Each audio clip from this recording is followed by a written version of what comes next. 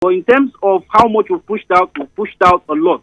That's on one hand. The second hand is, if you recall, when I also spoke on your program like 2-3 weeks ago, I mentioned the intention is not a swap. We're not saying everybody that brings in 2 naira will get 2 naira of the new money. We are trying to entrench a cashless policy. We want people to start using more alternative channels for transactions, and that's what is playing out. But people are refusing to make that paradigm shift from handling cash to doing things electronic. And I think that's what's forcing the system. So my encouragement to everybody that is listening to me out there in Rivers State, try as much as you can to start using other alternative channels. Let's reduce the pressure on these cash channels that we have. You hear people talk about, the networks are not working. But the POS networks are working. If you say you pay them 5,000 naira to get 10,000, the machine will work. It's only when you say you want to buy bread with it, they tell you it's not working. That means something is amiss. So let's encourage people. There's eNaira, there's mobile banking, there's internet wire transfer, there are other USSD codes for people that don't have smartphones and all that. And I've been using it. Don't forget, we are also Nigerians. When we hear people say, there's so much pain out there, the truth is many of us have refused to change.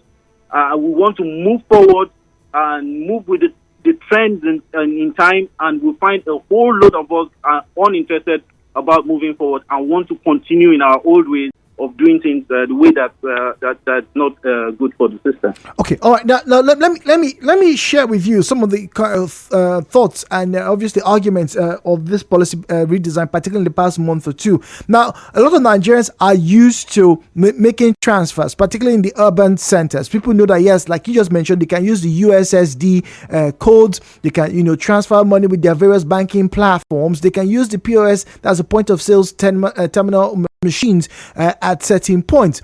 But there are some transactions that don't go online. Take, for example, taking a bus from anywhere in Port Harcourt, within Port Harcourt, naturally, many bus drivers don't have POS machines in their trucks or in their vehicles. Many taxi drivers don't have the same.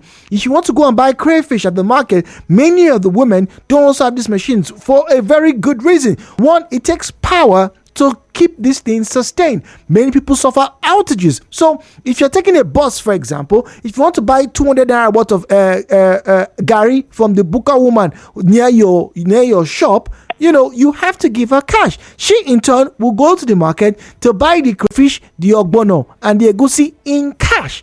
So it makes it a bit difficult for these, in quote, people to get on the cash spot, not because they don't want to, but because apparently the infrastructure is not there. So why can't the CBN and through the commercial banks try to cater to those people in particular? Okay, thank you very much. Well, I think it would be sad if I tell you, everybody must start doing electronic transfer. That's not the idea. When we say cashless, we don't mean total elimination of cash. So a lot of this trading can still go on. Small notes can still change hands. That's not the problem. However, when I talk about a paradigm shift, a lot of us can make that shift. Look at what's happening in terms of transportation on Bolt and Uber. They're doing it electronically. The bus drivers are no different from these bus drivers you're talking about. It's all about the person deciding that, yes, I think I see benefit, I see enhancement, I see efficiency, I see transparency in this thing, and I can use it. When we were introducing ATMs, a lot of people complained about power. It's not going to work because there's no power to sustain these things. Even when they were introducing mobile phones, they complained about power. How do these ladies, these plantain sellers and pepper sellers in the market, how do they charge their phones? So if your phone is charged, why can't you do mobile bank? Why can't you do eNaira? There are no charges for eNaira. No monthly charge, no bank charge, no SMS charge, nothing. It's free.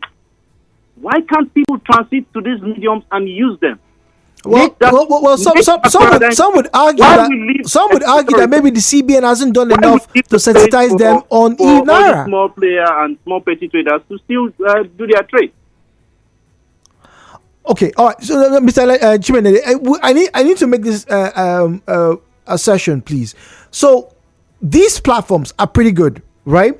They will ease the burden and improve the quality. Yes, be able to track and manage particularly monies that have been out of the system, like the CBN states. But is there no room for the CBN to do more sensitization? You just mentioned the eNaira, and I'm pretty sure a lot of women who are in the marketplaces, even some people who are doctors, probably haven't keyed into the eNaira. Maybe the CBN hasn't done enough to sensitize. Yes, it was announced, but what's the level of sensitization? How well are people versed with how they can apply this technology?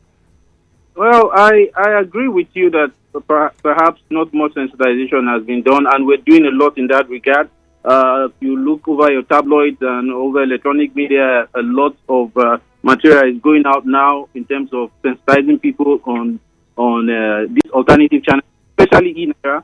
We are hoping that the banks, commercial banks, will partner with us in do this sensitization, seamlessly, since they are the ones that are that have the customer base to push this. We usually don't deal with individuals. However, for obvious reasons, you can see what's playing out. eNaira was introduced almost 2 years ago, and it's just now that a lot of people are getting to hear about it for obvious reasons. I can't say them online. I don't know who's listening to me, but you can imagine why it's not as popular as it should be. However, that's where you media people come into play. Because everybody has a role to play in this thing. It's not just CBN's job to do what we're doing. In terms of sensitizing people, there's been a lot of talk about this new Naira policy.